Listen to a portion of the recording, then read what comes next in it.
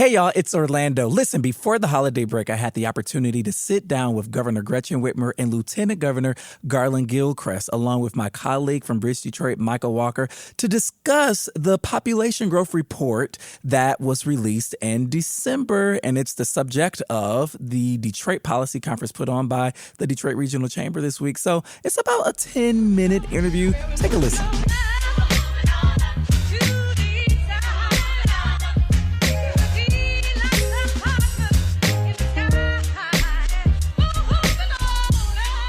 Thank you, Governor Whitmer, Lieutenant Governor Gilchrist, for sitting down with us. I guess our first question is, recent news that have come out around the recommendations for this commission that study population growth, right? So we have the recommendations. There are plenty of them, and there's some talk around how that would be implemented. So it's on your desk.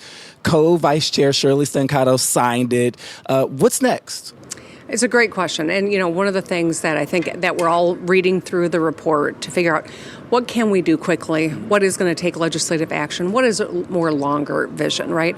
We didn't get here overnight. We've seen stagnant or population loss over decades.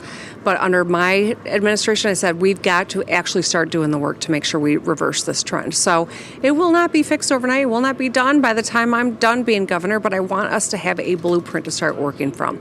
I think a lot of the things we've done in the last year, $1 billion of tax relief, investments in people and education, free breakfast and lunch for kids in schools, the Crown Act, LGBTQ rights and the Elliott Larson, women's reproductive rights, voting rights. We've done a lot of good things that'll help us lure talent into Michigan and keep talent here. But there's a lot more that we need to do as a state, and that's why I'm really excited. Grateful that they did this work. It was intensive work. They delved into a lot of data, and now it's on us to say what are the next steps we're going to be able to take. And as we digest this report, you'll be hearing a lot more in my State of the State next month and in the budget that I'll present in February. I'm glad you brought up the budget because the commission did not crunch any numbers, and there's already rumblings from some Republicans in the legislature around how much this might cost, and it looks expensive. What do you say to that? I say, no one should prejudge. Everyone should actually read the report, and let's talk about where we can find common ground. There are some undeniable things, right? We have to be a place where people can see real opportunity, and that's a path to prosperity for every person, no matter who you are, what skills you come with. But we've got opportunities to upskill, bringing the cost down for people so they don't have to go into a lot of debt to get skills. So I think that there are going to be a lot of pieces we can find common ground on. But anyone who hasn't read the report and just wants to criticize it, I don't think are real interested in solving problems. They want to score political points, and I don't have time for that. Okay. I want to punt to Micah. Micah, you go ahead with your question. Sure. Governor, I know Michigan has become the first state in the country to automatically register formerly incarcerated people to vote. Why was it important for you to make that voting process easier for that population? I think it's really interesting that so few people that are returning citizens, paid their debt to society and are now back home, didn't realize that they are permitted to vote in Michigan like they are in a lot of states. And so we wanted to take out any bureaucracy between an individual and their ability to vote. One of the other great things I think in this voting rights package is we are pre-registering. So 16-year-olds can pre-register to vote. So when they turn 18, it's done. It's not another thing for them to do. But, my partner in governance, our lieutenant governor, has really been on the front end of so many different efforts, whether it's around juvenile justice or ensuring that we've got smart policies on the books. And if you don't mind, I'm going to ask him to just chime in. Well, I think what the governor just talked about in terms of that automatic voter registration is really about how we can make sure people have the full access to the justice that they have a right to. And that's not the only way that we've done that. This year we implemented a policy called Clean Slate for people who have made a mistake, but they've served their time, they've paid their debt to the state and to society. They should be able to now be full participants in life, should be able to get a house or an apartment, go back to school, be reunited with their children and their families. But too many people were not able to do that because they had something on their record. of our automatic clean slate criminal record expunge program, the most expansive in the country, now will automatically give people that justice to re-enter society fully. And that makes it less likely for them to commit another crime because they're more likely to be able to get work. Almost 2 million offenses have been cleared through that. 280,000 people now can get an apartment, can get a job, can go back to school because of this justice that we delivered. And that's what the governor, our job is to do, remove the barriers to being able to be a full person here in the state of Michigan. Can we talk a little bit about how expansive this voting rights legislation is? Lieutenant Governor, I was down at TCF covering the Central Counting Board in 2020 when folks were banging on the walls and trying to intimidate the counters, right? And so leaving there, I was like, oh, wow. So we have to not only push to register people to vote, but how do we protect the vote? Tell me how this legislation fights against that. Well, I mean, I'll say I'm a Detroit voter as well, Orlando. So those are my votes and my wife's votes and my neighbors' votes that were that people were fighting against. But I think one thing that everybody agreed about, those votes were important, which is why they were down there fighting and yelling and screaming. Well, the package that the governor signed also protects our election workers, the people who are frankly the frontline workers of our democracy, make sure that they can be safe. They are free from intimidation and fear so they can do the work of democracy here in Michigan. And we know the work of democracy in Michigan matters nationally. So I'm proud that our state has been one that stepped up and standing in the gap for people. So those vote suppressors, those vote deniers, they cannot beat out democracy in Michigan because of the stand that we've all taken.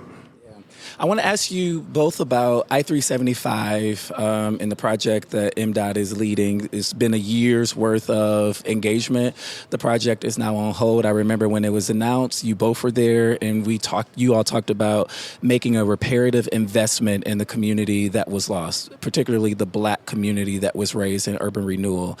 Right now, there's some controversy around like how to move forward. How do you see a path forward for I-375, making sure that Black folks who lost everything get that reparative investment, and how the Department of Transportation plans to restart or move forward and meet that construction start date in 2025?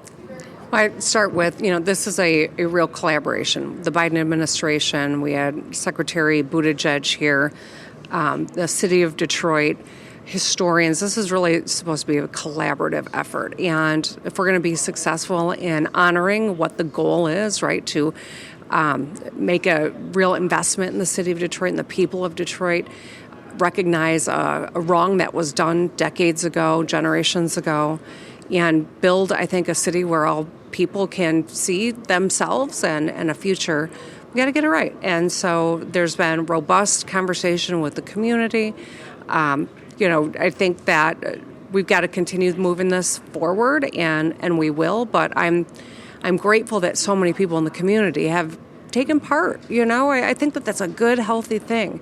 The worst thing would be for decision makers who aren't from Detroit to think that they know what the community wants and needs, and to impose something. And that's why we've taken a little longer, sometimes a little more challenging tack. But it's crucial we get it right. Yeah. So I have a question for both of you. With the 6-month mark of My Leap coming up, how will the department support preschoolers and high school students in Detroit, especially as graduation rates remain low? Yeah. So one of the things that I think I speak for every governor who's come before me, who's still with us, has tried to do is make some sense out of all the disparate ways that we address lifelong learning in Michigan in a variety of departments. The State Board of Education, they've got an important role. The state superintendent also has an important role. But at the end of the day, we need to make sure that we have a philosophy and a strategy around lifelong learning. It used to be that you could get a high school degree and walk right onto the line at one of our auto companies and walk right into the middle class. Families did that. Yeah. And it was a wonderful thing. It also, though, as we see the world moving so quickly now, is not a path to lifelong prosperity. We've got to be nimble. We've got to be able to continually enhance our skill set. And so that's what this new agency department is really focused on. taking those pieces and housing them together so that we can have a strategy, not going from one department for one age group and another for a different socioeconomic group and another that we didn't even have one that was really focused on higher education. And now it's all housed in one. And we'll work closely with the Department of Ed. But as I introduce the budget, you'll see some of the ways that I plan to really enhance that work and make sure Michigan is a state of lifelong learners. When I first became governor, I set our goal at 60 by 30. So that's 60% of our adults with a post-secondary certificate or degree by 2030.